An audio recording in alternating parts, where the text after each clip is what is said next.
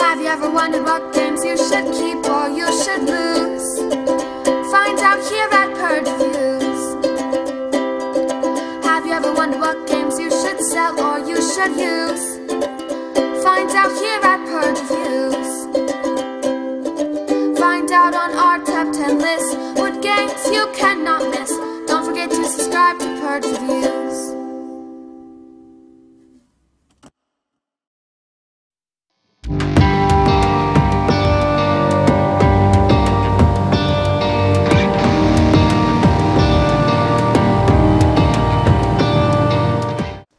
A Fistful of Penguins. I mean, this is a game. Look at the box. I just really like this artwork. It was really cutesy, and I was really excited to play this game.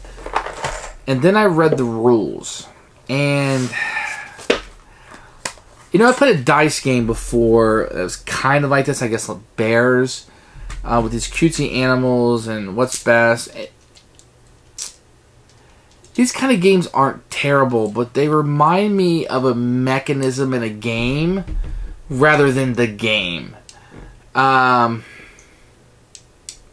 You play 3 rounds, so you do get a minute to get your dice roll, and you have the penguins you can re-roll.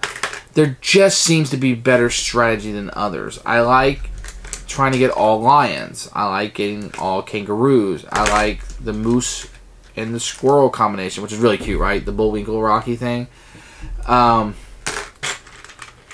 These are cheap. The components aren't that great. These penguins are translucent. Maybe they could just... I don't know. This idea of this game could have been great. Maybe it needed a little bit more play testing. Maybe it needed a game around it. Something, it didn't click with me. And I really thought it was cutesy looking and fun.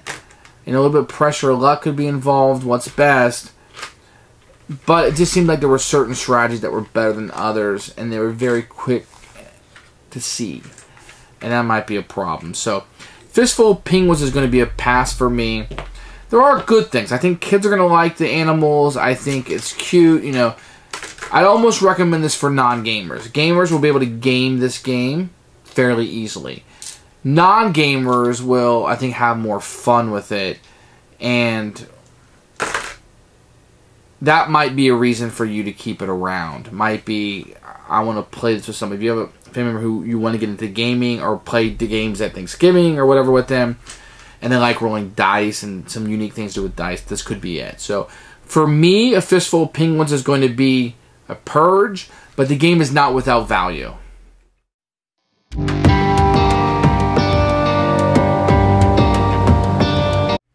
Okay, Fistful of Penguins. I'm going to show you the components. Fairly portable. You can put this in a suitcase pretty easily. Lots of little fun things on the front. Love the artwork on this. We're going to have a rule book and a lot of different languages. Let's turn to English, which is my language, and probably yours if you're listening to my words.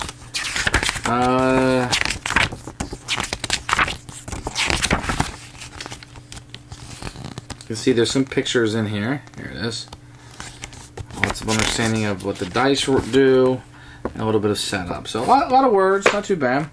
There's going to be these player aids, and this is going to be nice. There's not enough for each of the players. You can play this up to 6, I believe. There's only 3 of these, so you'll have to share. They kind of touch what all the dice do. With these, for the squirrels, these diagrams are really easy. And I'll come back to these when I teach you how to play the game. Going to get some cheap tiddlywinks, very cheap. A few of these need to be stickered. If you watch any of my reviews, you know I hate stickering my own games.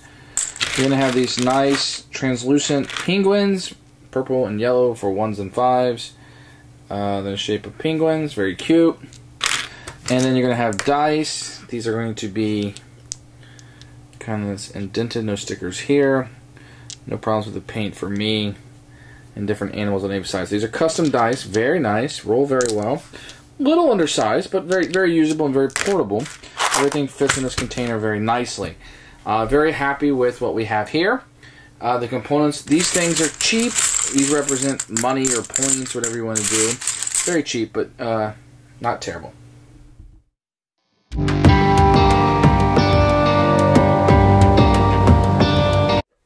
It's one of those multi-language books that I'm growing to not like because English is rarely, if ever, first, and this one it happens to be.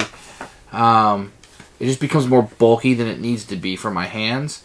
But I like the game. I really like how it tells you everything you need to do with your dice. This player aid is fantastic and wonderful. There's only 3 of them. The game plays up to 6, so you have to share, which is okay because it's really multiplayer solitaire. So you're going to be playing your turn. Everybody else is waiting. Next guy goes, everybody waits. Next guy goes, everybody waits. So really, I guess technically you only need 1 to go. But it's good. With the rules and the player aid is fantastic.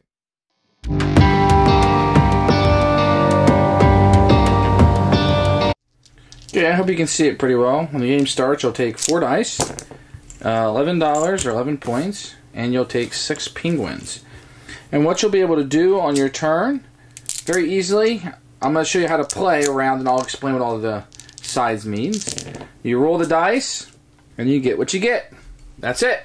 Now what you can do, you can spend a penguin to roll to either add another dice from the box and roll it, or you can re-roll as many dice as you want. And I'll explain why that's important later. And then at some point, what you'll do is you'll cash in any of your penguins, and they can be, I believe, yeah, there's only 1 on each side. So 1 penguin's what I rolled, and I could get another penguin when I'm ready to cash in. And remember, penguins are only good, or worth 1 point of the game, but they're good for re-rolls and doing that, adding more dice to what you have. And then you just cash in what you have. Let me show you with the great player aid what everything does. This is really good. So penguins is worth 1, 2 is worth 3, 3 is worth 6, and so on. The kangaroos, 1 is worth 1, and you get a kangaroo chip. 2 is 4, kangaroo chip, and so on and so on. Up to 4 kangaroos is 16 plus a chip. What the chip allows you to do, which can be very, very important to your side, and what the chip will allow you to do is to spin that chip, and you can change any other one to kangaroo again. Kangaroos can be very powerful. The lion is worth 0 if you cash in the rest, or it's worth 7 on its own. So if you're going to go for lions, you want to go for multiple lions. Camel is worth 5, but you can't score a lion and a camel at the same time. So if you have no lions, you can score camels for $5. The moose with a squirrel is worth 9. Moose by itself is worth 0. So you want to get the moose and the squirrel together. Now, the squirrel is the most complicated of the ones, I suppose. If you get 1 squirrel, the person on your left owes you $1.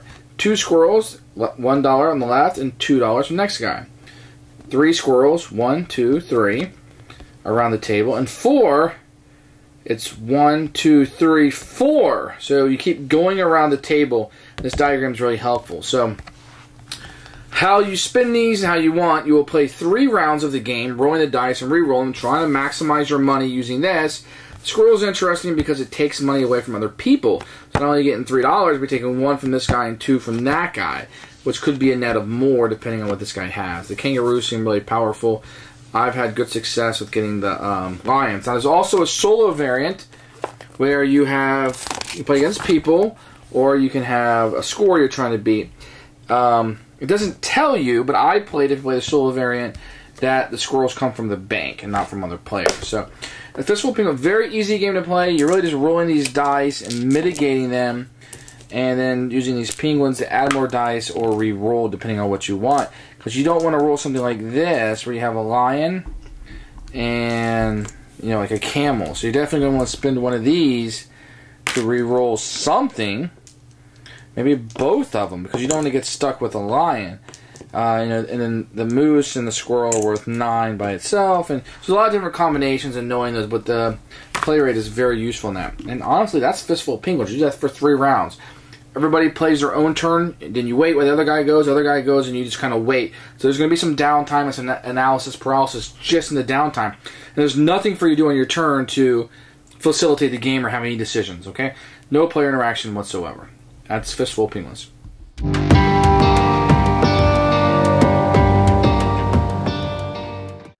Who should buy this game? I'm going to recommend this for non-gamers, and I'm going to recommend this for gamers who game with ultimate not gamers, people who have never played a designer game.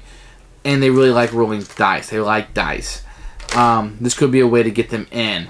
They may not see the strategies as quickly, which will give the game a little bit more life than it probably will for gamers. You can play this with your children. They're really going to like the animals and the little penguins, the animals on here.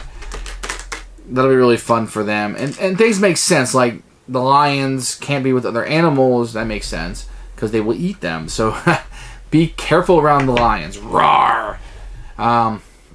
Otherwise, I mean, there might be better games that do this sort of thing. Perhaps. And I think you can seek those games out and do that. So this one's going to be a purge for me.